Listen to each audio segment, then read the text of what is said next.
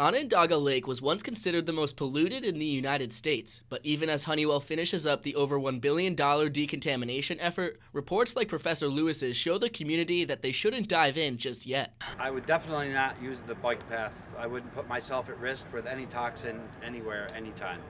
Research assistant Maddie Ricks has been working in James Hewitt's lab focusing on dangerous Onondaga toxins for over 2 years, and she says their fear comes from a chemical called PTE, first discovered in the lake by ESF professor John Hassett.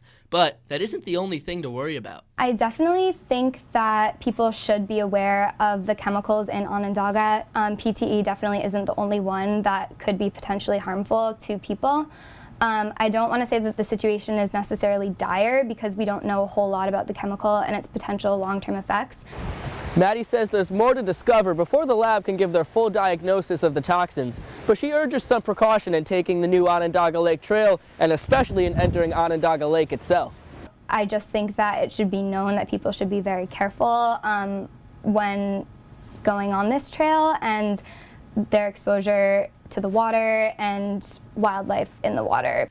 SU student Brian Ullman thinks the county legislature is putting beautification over public safety. And I mean, it seems like there's some kind of disconnect between like the actual science on it and just trying to beautify this area that just through any means necessary. Maddie says the lab will keep the public up to date with any of their new findings, but until then, it looks like the county will continue their potentially polluted path. From Syracuse, Bico Scala, NCC News.